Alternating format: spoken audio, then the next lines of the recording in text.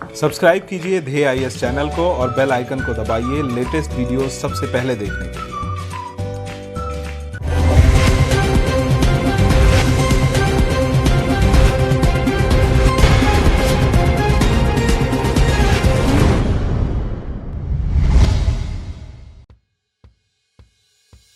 Corona virus महामारी की चपेट से बचने के लिए देश में लॉकडाउन की स्थिति है।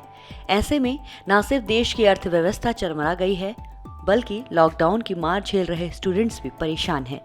स्टूडेंट्स की परेशानी दूर करने के लिए केंद्र सरकार ने कदम उठाया है। सरकार ने देश की जनता से विद्यादान मांगा है। इसके लिए केंद्रीय मानव संसाधन विकास मंत्री डॉक्टर रमेश पोखरियाल निशंक ने विद्यादान 2.0 प्रोग्राम लॉन्च किया है।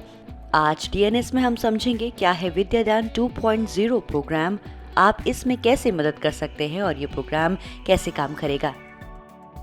विद्यादान 2.0 प्रोग्राम एक ऑनलाइन प्लेटफॉर्म पर है। इसके संबंध में केंद्रीय मानव संसाधन विकास मंत्री डॉक्टर रमेश पोखरियाल निशंक ने ट्विटर पर भी जानकारी दी है। साथ ही लोगों से इस प्लेटफॉर्म पर विद्या का दान देने की अपील की है। आइए जानते हैं क्या है विद्यादान प्रोग्राम।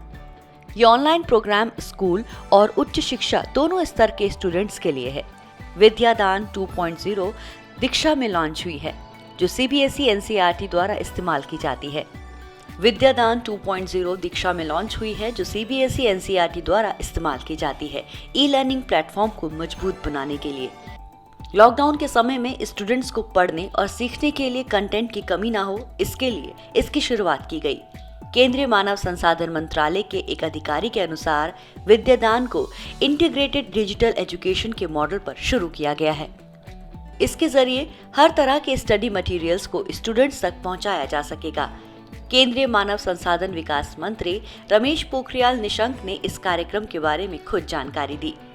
अलग अलग लोगों और संस्थानों से ये e learning content CBSE courses के लिए मांगा गया है। ये कंटेंट 1 से 12 क्लास के बच्चों के लिए मांगा गया है। विद्यादान के पहले चरण में सीबीएसई ने अलग अलग स्कूलों से क्लास 6 से 9 तक के लिए ई लर्निंग कंटेंट जमा किया था। इसमें करीब 10,000 से ज्यादा सामग्री जमा की गई थी। आइए अब जानते हैं कि आप इसमें कैसे कर सकते हैं मदद। केंद्र सरकार ने देश की जनता से अपील की है कि लर्निंग का कंटेंट बनाकर विद्यादान प्लेटफॉर्म पर शेयर करें। आप नर्सरी से लेकर पीएचडी तक किसी भी स्तर के लिए किसी भी भाषा में किसी भी फॉर्मेट में कंटेंट तैयार कर विद्यादान में सबमिट कर सकते हैं। कोई भी ऑनलाइन बनाकर कंटेंट भेज सकता है। विद्यादान 2.0 के लिए किसी भी व्यक्ति, टीचर, संस्थान या संगठन से स्टूडेंट्स की पढ़ाई के लिए ई कंटेंट मांगा गया है। इसके तहत अगर कोई कंटेंट देना चाहता है तो वो वीडियो, प्रेजेंटेशन, क्विज जैसी सामग्री उपलब्ध करा सकता है। यानी अगर आप 1 से 12 क्लास के स्टूडेंट्स के लिए किसी भी विषय या टॉपिक पर कुछ समझाना चाहते हैं तो उसे वीडियो रिकॉर्ड करके भी भेज सकते हैं। वेबसाइट पर उपलब्ध 4 ई लर्निंग कैटेगरी में से किसी एक को चुनकर विद्यादान पोर्टल पर खुद को रजिस्टर किया जा सकता है। ये 4 कैटेगरी ग्रेड 1 से 5, ग्रेड 6 से 8, ग्रेड 9, 10 और ग्रेड 11, 12 के लिए है। यानी अलग अलग क्लासेस के हिसाब से कंटेंट अपलोड किया जा सकेगा। जो कोई भी इस विद्यादान मुहिम से जुड़ना चाहता है वो 10 मई से विद्यादान की वेबसाइट पर रजिस्टर करा सकते हैं। प्रस्ताव मंजूर होने के बाद 16 मई से 26 मई के बीच सभी लोग अपना कंटेंट अपलोड कर सकेंगे। आपको बता दें 27 मई से 10 जून के बीच कंटेंट को अंतिम रूप दिया जाएगा। आइए अब जानते हैं कि इस कंटेंट को अपलोड कैसे करें। ये उन सभी के लिए गर्व और राष्ट्रीय मान्यता का विषय होगा जिनके योगदान को स्वीकृत किया जाएगा और दीक्षा ई लर्निंग सामग्री में शामिल किया जाएगा।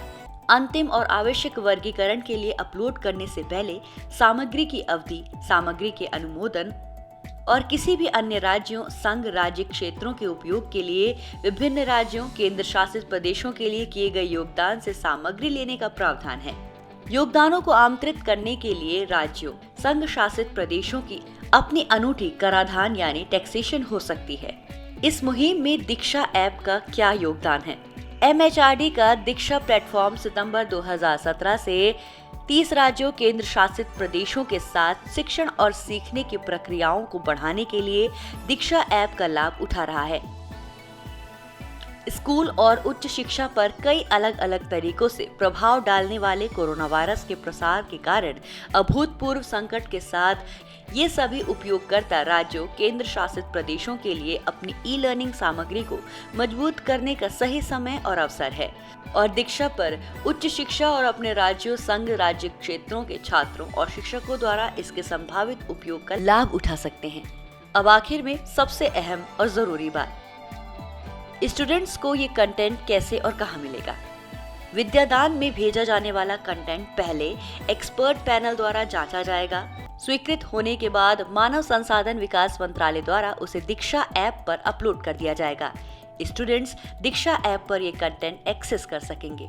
लॉकडाउन के दौरान छात्रों को घर पर पढ़ने के लिए कंटेंट की कमी ना हो, इस उद्देश्य से विद्यादान 2.0 पहल की शुरुआत की गई। इसके माध्यम से हर तरह के स्टडी मटेरियल को छात्रों तक पहुंचाया जा सकेगा, जिससे छात्रों को काफी मदद मिलेगी। कृपया आंदोलन में शामिल हों और बच्चों के भविष्य से जुड़े इस मुहिम का हिस्सा बनकर उनकी मदद करें।